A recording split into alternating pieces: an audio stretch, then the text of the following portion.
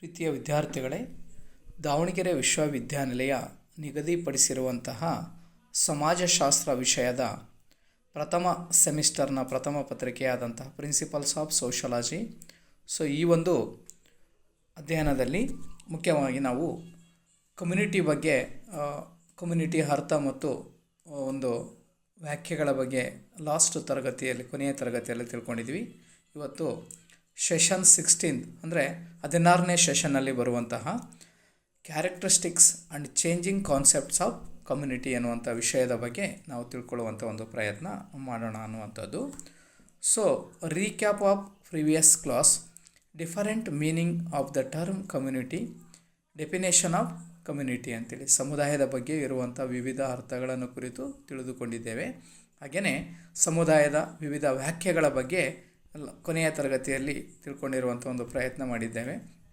ಈ ಒಂದು ಸೆಷನ್ಗೆ ಸಂಬಂಧಪಟ್ಟಂತೆ ಅಬ್ಜೆಕ್ಟಿವ್ಸ್ ಆ್ಯಂಡ್ ಔಟ್ಕಮ್ಸ್ ಅಂತೇಳಿ, ಲರ್ನಿಂಗ್ ಆಬ್ಜೆಕ್ಟಿವ್ಸಲ್ಲಿ understanding the characteristics and changing concept of community, understanding the basis or elements of community for student, understanding the types of community.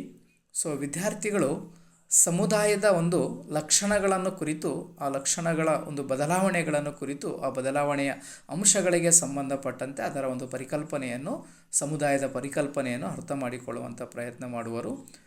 ಹಾಗೆಯೇ ಇವತ್ತು ಸಮುದಾಯದ ಮೂಲಾಂಶಗಳನ್ನು ಕುರಿತು ವಿದ್ಯಾರ್ಥಿಗಳು ಅರ್ಥ ಮಾಡಿಕೊಳ್ಳುತ್ತಾರೆ. ಹಾಗೆ ಸಮುದಾಯದ ಪ್ರಕಾರಗಳನ್ನು ಕುರಿತು ವಿದ್ಯಾರ್ಥಿಗಳು ಅರ್ಥ ಮಾಡಿಕೊಳ್ಳುವಂಥದ್ದು ಉದ್ದೇಶವನ್ನು ಹೊಂದಿದೆ ಅಂಥೇಳಿ. ಸೆಷನ್ ಔಟ್ಕಮ್ಸಲ್ಲಿ student understanding about community characteristics and community types ಅಂತೇಳಿ, ಅದರ ಬಗ್ಗೆ ಅದರ ಲಕ್ಷಣ ಮತ್ತು ಪ್ರಕಾರಗಳನ್ನು ತಿಳಿಯುವಂಥ ಒಂದು ಪ್ರಯತ್ನ ಮಾಡುವರು ಅನ್ನುವಂಥದ್ದು. ನೋಡಿ, characteristics of community according to MacIver and face, the main basis or elements of community are, locality, community sentiment. Community sentiment means a feeling of belonging towards or a kind of conscious identification with the local group. ಸಮುದಾಯದ ಮುಖ್ಯವಾದಂಥ ಲಕ್ಷಣಗಳನ್ನು ನಾವು ನೋಡುವಾಗ ಇಲ್ಲಿ ಮೆಕೈವರ್ ಮತ್ತು ಪೇಜ್ರವರು ಎರಡು ರೀತಿಯ ಪ್ರಮುಖ ಒಂದು ಎಲಿಮೆಂಟ್ಸ್, ಮೂಲಾಂಶಗಳನ್ನು ಅಥವಾ ಒಂದು ಸಮುದಾಯದ ಲಕ್ಷಣಗಳನ್ನು ತಿಳಿಸುವಂಥ ಒಂದು ಪ್ರಯತ್ನ ಮಾಡಿದ್ದಾರೆ ಅನ್ನುವಂಥದ್ದು. ಮೊದಲನೇದಾಗಿ ಲೊಕ್ಯಾಲಿಟಿ ಅನ್ನುವಂಥದ್ದು ನಾವು ನೋಡ್ತಾ ಇದ್ದೀವಿ. ಲೊಕ್ಯಾಲಿಟಿ ಮೀನ್ಸ್ ಒಂದು ನಿರ್ದಿಷ್ಟವಾದಂಥ ಸ್ಥಳ ಅಂತೇಳಿ ಕರೆಯುತ್ತೇವೆ. ಇಲ್ಲಿ ನಿರ್ದಿಷ್ಟವಾದಂಥ ಸ್ಥಳ ಅಂತೇಳಿದ್ರೆ ಅದು ಒಂದು ಭೌಗೋಳಿಕ ನೆಲೆ ಆಗಿರ್ಬೋದು, ಹಾಗೆಯೇ ಒಂದು ಸ್ಥಾನೀಯತೆ ಆಗಿರ್ಬೋದು, ಹಾಗೆಯೇ ಒಂದು ನಿಶ್ಚಿತವಾದ ಅಥವಾ ನಿಗದಿತವಾದಂಥ ಭೂಪ್ರದೇಶವನ್ನು ಒಳಗೊಂಡಿರೋದಕ್ಕೆ ನಾವು ಲೊಕ್ಯಾಲಿಟಿ ಅಂತೇಳಿ ಕರಿತೀವಿ. ಸಮುದಾಯದ ಒಂದು ಮೂಲಾಂಶ ಅಂತೇಳಿದರೆ ಅಥವಾ ಸಮುದಾಯದ ಒಂದು ಲಕ್ಷಣ ಅಂತೇಳಿದರೆ ತನ್ನದೇ ಆದಂತಹ ಒಂದು ನಿರ್ದಿಷ್ಟವಾದಂಥ ಸ್ಥಳವನ್ನು ಜನ ಹೊಂದಿರಬೇಕು. ಆ ಸ್ಥಳದಲ್ಲಿ ತನ್ನದೇ ಆದಂಥ ಆಚಾರ, ವಿಚಾರ, ಸಂಪ್ರದಾಯ, ನಡೆನುಡಿಗಳ ಆಧಾರದ ಮೇಲೆ ಜನ ತನ್ನ ಬದುಕನ್ನು ರೂಪಿಸಿಕೊಳ್ಳುವಂಥದ್ದು ಆಗಿರುತ್ತೆ ಅನ್ನುವಂಥದ್ದು. ಹಾಗೆಯೇ ಎರಡನೇ ಒಂದು ಮುಖ್ಯವಾದಂಥ ಮೂಲಾಂಶ, ಸಮುದಾಯದ ಮೂಲಾಂಶ ಅಥವಾ ಲಕ್ಷಣ ಏನು ಅಂತೇಳಿದ್ರೆ ಸಾಮುದಾಯಿಕ ಭಾವನೆ ಅಂತೇಳಿ. ಇಲ್ಲಿ ಸಾಮುದಾಯಿಕ ಭಾವನೆ ಅಂತೇಳಿದ್ರೆ ನಮ್ಮ ಸಮುದಾಯದಲ್ಲಿರುವಂತಹ ಪ್ರತಿಯೊಬ್ಬ ವ್ಯಕ್ತಿಯೂ ಕೂಡ ಅವರೆಲ್ಲರ ಒಂದು ಭಾವನೆಗೆ ಬೆಲೆ ಕೊಡುವಂಥದ್ದು. ನಾನು ಅನ್ನುವಂಥ ಕಾನ್ಸೆಪ್ಟ್ ಇಲ್ಲಿ ನೋಡಲಿಕ್ಕೆ ಸಾಧ್ಯನೇ ಇಲ್ಲ. ನಾವು ಅನ್ನುವಂಥದ್ದು ಇಡೀ ಸಮುದಾಯದ ಭಾವನೆಗೆ ಹೆಚ್ಚಿನ ಮಹತ್ವವನ್ನು ನಾವು ಕೊಡ್ತಾ ಇದ್ದೀವಿ ಅಂತೇಳಿ. ಅದಕ್ಕೆ ನಾವು ಕಮ್ಯುನಿಟಿ ಸೆಂಟಿಮೆಂಟ್ ಅಂತೇಳಿ ಕರಿತಾ ಇದ್ದೀವಿ. ಈ ಒಂದು ಸಾಮುದಾಯಿಕ ಭಾವನೆಯಲ್ಲಿ ಮತ್ತೆ 3 ರೀತಿಯ ಅಂಶಗಳನ್ನು ನಾವು ನೋಡಲಿಕ್ಕೆ ಸಾಧ್ಯತೆ ಇದೆ. ಅದರ ಅರ್ಥ ಏನು ಅಂತೇಳಿದ್ರೆ ಸಾಮುದಾಯಿಕ ಭಾವನೆಯ ಮೂಲಾಂಶಗಳು ಅಂತೇಳಿ ನಾವು ಕರಿತಾ ಇದ್ದೀವಿ. ಎಸೆನ್ಷಿಯಲ್ ಆಫ್ ಕಮ್ಯುನಿಟಿ ಸೆಂಟಿಮೆಂಟ್ ಅಂತೇಳಿ, according to MacIver and face, the main ingredients are elements of community sentiment here, we feeling, role feeling, dependency feeling ಅಂತೇಳಿ. ಅದರ ಅರ್ಥ ಏನು ಅಂತೇಳಿದ್ರೆ ಇಲ್ಲಿ ನಾವು ನಮ್ಮವರು ಎಂಬ ಭಾವನೆ, ನಾವು ನಮ್ಮವರು ಎನ್ನುವಂಥ ಭಾವನೆಗೆ ನಾವು ವಿ ಫೀಲಿಂಗ್ ಅಂತೇಳಿ ಕರಿತಾ ಇದ್ವಿ. ಹಾಗೆಯೇ ರೋಲ್ ಫೀಲಿಂಗ್ ಅಂತೇಳಿದ್ರೆ ಪಾತ್ರ ಭಾವನೆ ಅಂತೇಳಿ, ಮೀನ್ಸ್ ರೋಲ್ ಕಾನ್ಸಿಯಸ್ನೆಸ್, ಪಾತ್ರ ಪ್ರಜ್ಞೆ ಅಂತಲೂ ಕೂಡ ಕರಿತಾ ಇದ್ವಿ. ಹಾಗೆಯೇ ಮತ್ತೊಂದು ಡಿಪೆಂಡೆನ್ಸಿ ಫೀಲಿಂಗ್ ಅಂತೇಳಿದ್ರೆ ಅವಲಂಬನೆಯ ಭಾವನೆ ಅಂತೇಳಿ. ನೋಡಿ, ಇವತ್ತು ಸಾಮುದಾಯಿಕ ಭಾವನೆಯಲ್ಲಿ ಆ ಮೂರು ಅಂಶಗಳಲ್ಲಿ ನೋಡುವಾಗ ಸಾಮುದಾಯಿಕ ಭಾವನೆಯ ಮೂಲಾಂಶಗಳಲ್ಲಿ ನಾವು ನಮ್ಮವರು ಎನ್ನುವಂಥ ಭಾವನೆ ಇದು ಸಮುದಾಯಕ್ಕೆ ಅತ್ಯಂತ ಅವಶ್ಯಕವಾಗಿ ಬೇಕಾಗಿರುವಂತಹ ಒಂದು ಅಂಶ ಅಂತೇಳಿ ಕರೀತಾ ಇದ್ದೀವಿ. ಇದಿದ್ದಾಗ ಮಾತ್ರ ಅದು ಸಮುದಾಯ ಅನ್ನಿಸ್ಕೊಳ್ಲಿಕ್ಕೆ ಸಾಧ್ಯತೆ ಇದೆ. ನಾವು ನಮ್ಮವರು ಎನ್ನುವಂಥ ಒಂದು ಭಾವನೆ ಒಳಗೊಂಡಿರಬೇಕು ಅಂಥೇಳಿ. ಇಲ್ಲಿ ನಾನು ಎನ್ನುವಂಥ ಒಂದು ವೈಯಕ್ತಿಕ ಧೋರಣೆಗೆ ಮನೋಭಾವಕ್ಕೆ ನಾವು ಹೆಚ್ಚಿನ ಮಹತ್ವವನ್ನು ಕೊಡೋದಿಲ್ಲ. ನಾವು ಸಮುದಾಯದಲ್ಲಿ ವಾಸಿಸುವಂಥ ಪ್ರತಿಯೊಬ್ಬ ವ್ಯಕ್ತಿಯ ಒಂದು ಭಾವನೆಗೆ ಬೆಲೆ ಕೊಡುವಂಥದ್ದು.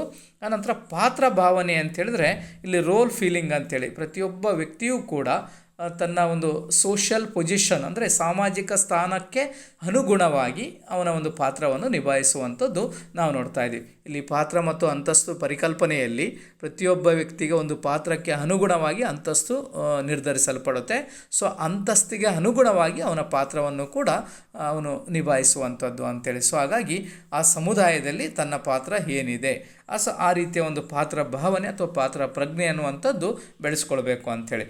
ಮತ್ತೊಂದು ಡಿಪೆಂಡೆನ್ಸಿ ಫೀಲಿಂಗ್ ಅಂತೇಳಿ ಅವಲಂಬನೆಯ ಭಾವನೆ ಅಂತೇಳಿ. ನೋಡಿ, ಒಂದು ಕುಟುಂಬನೇ ಆಗಿರ್ಬೋದು, ಒಬ್ಬ ವ್ಯಕ್ತಿಗೋಸ್ಕರ ಇಡೀ ಕುಟುಂಬಕ್ಕೋಸ್ಕರ ಒಬ್ಬ ವ್ಯಕ್ತಿ ಅಂದರೆ ಇಡೀ ಸಮುದಾಯಕ್ಕೋಸ್ಕರ ಒಬ್ಬ ವ್ಯಕ್ತಿ ತನ್ನ ಒಂದು ಇಡೀ ಜೀವನವನ್ನೇ ಮುಡುಪಾಗಿಟ್ಟಿರುವಂಥದ್ದನ್ನು ಕೂಡ ನಾವು ನೋಡ್ತಾ ಇದ್ದೀವಿ. ಇವತ್ತು ನಾವು ಸಮಾಜಕ್ಕೆ ಏನು ಕೊಡುಗೆಯನ್ನು ಕೊಟ್ಟಿದ್ದೀವಿ ಅನ್ನೋದಕ್ಕಿಂತಲೂ ಕೂಡ ಇವತ್ತು ಸಮಾಜ ಅಥವಾ ಸಂಬಂಧಪಟ್ಟಂಥ ನಮ್ಮ ಸರ್ಕಾರಗಳಾಗಿರುವಂಥದ್ದು ನಮ್ಮ ಒಂದು ವ್ಯಕ್ತಿಗಳ ಒಂದು ಕಲ್ಯಾಣ ಅಭಿವೃದ್ಧಿಗೋಸ್ಕರ ಒಂದು ವೆಲ್ಫೇರ್ ಪ್ರೋಗ್ರಾಮ್ಸ್ ಅಂತೇಳಿ. ಸೊ ಅದಕ್ಕೋಸ್ಕರನೂ ಕೂಡ ಸಮಾಜಗಳು ಇರುತ್ತೆ ಅನ್ನುವಂಥದ್ದು ನಾವು ನೋಡಬೇಕಾಗುತ್ತೆ. ಹಾಗಾಗಿ ಅವಲಂಬನೆಯ ಭಾವನೆ ಅನ್ನುವಂಥದ್ದು ನಾವು ಮತ್ತೊಬ್ಬರ ಮೇಲೆ ಇವತ್ತು ಅವಲಂಬಿಸಿರುವಂಥದ್ದು ನಾವು ನೋಡ್ತಾ ಇದ್ದೀವಿ. ಯಾಕೆ ಅಂತೇಳಿದ್ರೆ ಸಾಮುದಾಯಿಕ ಭಾವನೆಯಲ್ಲಿ ಪ್ರತಿಯೊಬ್ಬ ವ್ಯಕ್ತಿಯು ಕೂಡ ತನ್ನ ಅಗತ್ಯತೆಗಳನ್ನು ತಾನೊಬ್ಬನೇ ಪೂರೈಸ್ಕೊಳ್ಲಿಕ್ಕೆ ಆಗೋದಿಲ್ಲ. ಒಬ್ಬ ವ್ಯಕ್ತಿ ಮತ್ತೊಬ್ಬ ವ್ಯಕ್ತಿಗೆ ಸಹಕಾರದ ಗುಣ ಮತ್ತು ಮನೋಭಾವದ ತತ್ವದ ಆಧಾರದ ಮೇಲೆ ಇವತ್ತು ನಾವು ಅವಲಂಬನೆಯ ಭಾವನೆ ಅನ್ನುವಂಥದ್ದನ್ನು ಕೂಡ ಇಟ್ಕೊಂಡಿರ್ತೀವಿ ಅಂಥೇಳಿ. ಇವು ಎಲ್ಲ ಅಂಶಗಳ ಜೊತೆಗೆ ಅದರ್ ಕ್ಯಾರೆಕ್ಟರಿಸ್ಟಿಕ್ಸ್ ಆಫ್ ಕಮ್ಯುನಿಟಿ ಅಂತೇಳಿ ನೋಡುವಾಗ ಸ್ಟೆಬಿಲಿಟಿ ಆರ್ ರಿಲೇಟಿವ್ ಪರ್ಮನೆನ್ಸಿ ಅಂತೇಳಿ ಕರಿತಾ ಇದ್ವಿ. ಅದರ ಅರ್ಥ ಏನು ಅಂತೇಳಿದರೆ ಇವತ್ತು ಸ್ಥಿರತೆ ಅಥವಾ ಸಾಪೇಕ್ಷ ಶಾಶ್ವತತೆ ಅಂತೇಳಿ. ಸಮುದಾಯ ಅಂತೇಳಿದ್ರೆ ಆಲ್ಮೋಸ್ಟ್ ಅಲ್ಲೂ ಸ್ಥಿರವಾಗಿ ಇರುವಂಥದ್ದು, ಸ್ಟೆಬಿಲಿಟಿ ಇರುವಂಥದ್ದನ್ನು ನಾವು ನೋಡ್ತಾ ಇದ್ವಿ. ಸೊ ಹಾಗೆಯೇ ಅದಕ್ಕೆ ಸಂಬಂಧಪಟ್ಟಂತೆ ರಿಲೇಟಿವ್ ಪರ್ಮನೆನ್ಸಿ ಮೀನ್ಸ್ ಒಂದು ಸಾಪೇಕ್ಷ ಶಾಶ್ವತತೆ ಅಂತೇಳಿ.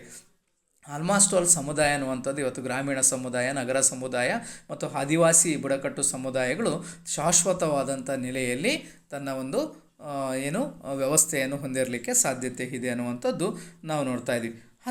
ಹಾಗೆಯೇ ಮತ್ತೊಂದು ಇತರೆ ಲಕ್ಷಣಗಳಲ್ಲಿ ನ್ಯಾಚುರಲ್ನೆಸ್ ಅಂತೇಳಿ ಕರೀತಾ ಇದ್ದೀವಿ, ಅಂದರೆ ಸ್ವಾಭಾವಿಕತೆ ಅಂತೇಳಿ. ಸ್ವಾಭಾವಿಕತೆ ಅನ್ನುವಂಥದ್ದು ಸಮುದಾಯದ ಮತ್ತೊಂದು ಲಕ್ಷಣ ಅಂತೇಳಿ.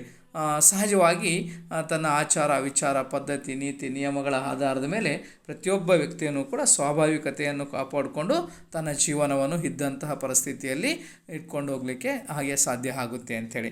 ಅನಂತರ ಮತ್ತೊಂದು ಮುಖ್ಯವಾದಂಥ ಅಂಶವನ್ನು ನೋಡಿದಾಗ ಸೈಜ್ ಆಫ್ ಕಮ್ಯುನಿಟಿ ಅಂತೇಳಿ. ಸೊ ಆ ಸಮುದಾಯದ ಗಾತ್ರ ಹೇಗಿದೆ ಅಂತೇಳಿ. ಸೊ ಈಗಾಗಲೇ ನಾವು ಹೇಳ್ತಾ ಇದ್ವಿ, ಇಲ್ಲಿ ಒಂದು ಚಿಕ್ಕ ಪುಟ್ಟ 4-5 ಜನ ವ್ಯಕ್ತಿಗಳಿಂದ ಇಟ್ಕೊಂಡು ಇಡೀ ವಿಶ್ವದ ಬೃಹತ್ ಗಾತ್ರದ ಸಮುದಾಯ ಅಂತಲೂ ಕೂಡ ನಾವು ಹೇಳ್ಬೋದು ಅಂತೇಳಿ. ಸೊ ಹಾಗಾಗಿ ಸೈಜ್ ಆಫ್ ಕಮ್ಯುನಿಟಿ ಅಂತೇಳಿದ್ರೆ ಸಮುದಾಯದ ಗಾತ್ರ ಎಷ್ಟಿದೆ ಅನ್ನುವಂಥದ್ದನ್ನು ಕೂಡ ನಾವು ನೋಡ್ತಾ ಇದ್ವಿ.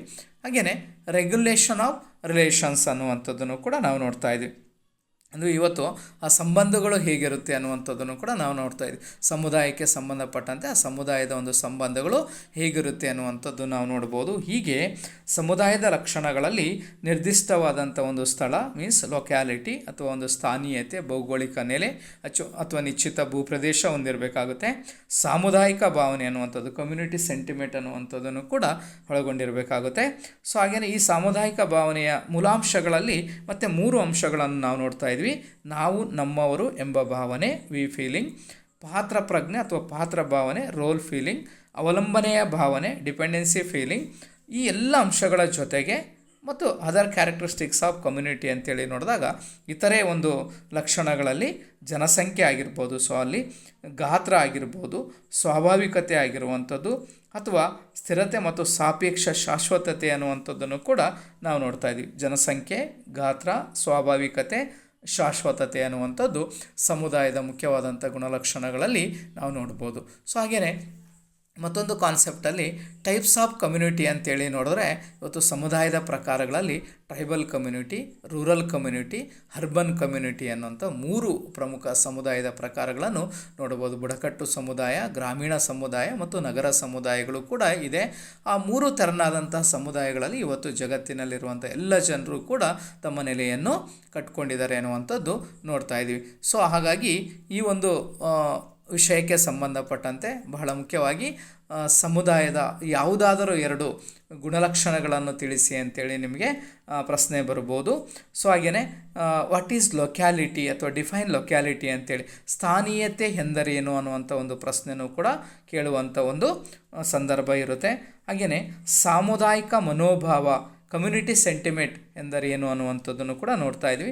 ಇನ್ನು ಶಾರ್ಟ್ ಆನ್ಸರ್ ಕ್ವಶನ್, ಹಾಗೆಯೇ ಒಂದು ಡಿಸ್ಕ್ರಿಪ್ಟಿವ್ ಲಾಂಗ್ ಕ್ವಶನ್ಗೆ ನಾವು ನೋಡಿದಾಗ ಸಮುದಾಯವನ್ನು ವ್ಯಾಖ್ಯಾನಿಸಿ, ಸಮುದಾಯದ ಒಂದು ಮೂಲಾಂಶಗಳನ್ನು ಕುರಿತು ಅಥವಾ ಸಮುದಾಯದ ಲಕ್ಷಣಗಳನ್ನು ಕುರಿತು ವಿವರಿಸಿ ಅಂತೇಳಿ ಪ್ರಶ್ನೆ ಕೇಳ್ಬೋದು. ಸೊ ಹಾಗೆಯೇ ಸಮುದಾಯದ ವಿವಿಧ ಪ್ರಕಾರಗಳನ್ನು ಕುರಿತು ವಿವರಿಸಿ ಅಂತೇಳಿ ಪ್ರಶ್ನೆ ಕೇಳ್ಬೋದು. ಸೊ ವಿದ್ಯಾರ್ಥಿಗಳೇ, ಇಂದಿನ ತರಗತಿಯಲ್ಲಿ ನಾವು ಮುಖ್ಯವಾಗಿ ಸಮುದಾಯದ ಲಕ್ಷಣಗಳು ಮತ್ತು ಸಮುದಾಯಕ್ಕೆ ಸಂಬಂಧಪಟ್ಟಂಥ ಪ್ರಕಾರಗಳನ್ನು ಕುರಿತು ಅರ್ಥ ಮಾಡ್ಕೊಂಡಿದ್ವಿ. ಸೊ ಧನ್ಯವಾದಗಳು.